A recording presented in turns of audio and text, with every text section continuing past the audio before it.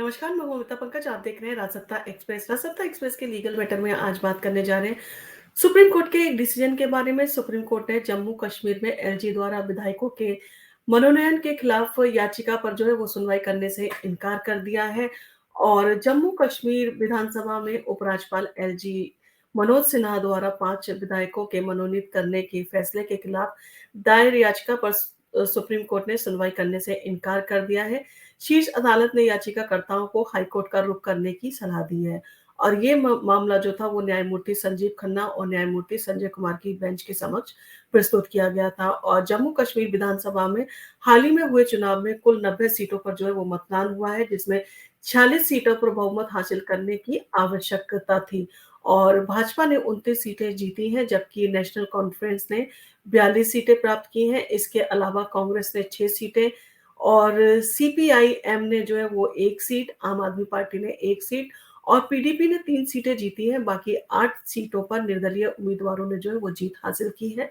हाल ही में उपराज्यपाल मनोज सिन्हा ने अपने विशेषाधिकार का उपयोग करते हुए 5 विधायकों को विधानसभा में मनोनीत किया। और इस निर्णय के बाद विधानसभा में बहुमत का आंकड़ा 45 से बढ़कर 48 हो गया है। यानी कि अब जो पार्टी बनेगी उसको 48 जो है वो संख्या को जो है वो टच करना पड़ेगा। हालाँकि इस फैसले के से जो है वो विवाद उत्पन्न हुआ है और इसे चुनौती देने के लिए सुप्रीम कोर्ट में जो है वो याचिका फाइल की गई थी। और सुप्रीम कोर्ट की बेंच ने इस याचिका पर सुनवाई करने से इनकार करते हुए याचिकाकर्ताओं को उच्च न्यायालय जाने की सलाह दी। और इस समय नेशनल कॉन्फ्रेंस, कांग्रेस और सीपीआईएम के जो है वो भारतीय गठबंधन के पास विधानसभा में 49 सीटें हैं, जिससे ये स्पष्ट है कि एलजी द्वारा मनोनीत विधायकों के बावजूद उनकी संख्या बल जो है वो बहुत अधिक है। और इसके अलावा 4 निर्दलीय विधायकों और आम आदमी पार्टी के 1 विधायक ने भी नेशनल कॉन्फ्रेंस का जो है वो समर्थन किया है। और इन राजनीतिक घटनाओं के बीच नेशनल कॉन्फ्रेंस के उपाध्यक्ष उमर अब्दुल्ला जम्मू कश्मीर के मुख्यमंत्री पद पर जो है काबिज होने की तैयारी कर रहे हैं। और उनके सामने चुनौती ये होगी कि कैसे वो अपनी पार्टी के समर्थन से जो है सरकार का गठन कर पाएँ। और इस निर्णय को जो है वो बाद में सभी की नज़रें जो है हाई कोर्ट पर टिकी हुई है, जहाँ याचिकाकर्ताओं को अपनी बात रखने का मौका मिलेगा।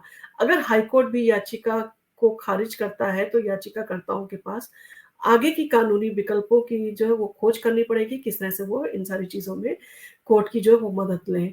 और इस मामले में जम्मू कश्मीर की राजनीतिक स्थिति को और अधिक जो है जटिल बना दिया है और इससे राज्य के राजनीतिक भविष्य पर भी जो है वो असर पड़ सकता है। हालाँकि जम्मू कश्मीर को जो है वो पूर्ण राज्य का दर्जा अभी बहाल नहीं हुआ है, जबकि ऐसा कहा गया था कि कश्मीर का जो है पूर्ण राज्य का दर्जा जो है जल्दी ही बहाल कर दिया जाए। और ऐसे में अगर कोई भी सरकार बनती है तो वो जो है केंद्र शासित सरकार के अधीन ही रहेगी। और जबकि सारी पार्टियाँ जो है इस चीज़ के लिए आवाज़ उठा रही है कि कश्मीर को पूर्ण राज्य का जो है दर्जा मिलना चाहिए। इसके साथ ही साथ आपने देखा होगा कि उमर अब्दुल्ला ने जब चुनाव प्रचार किया था, तब उन्होंने कहा था कि धारा 370 को जो है वो वापस लेंगे।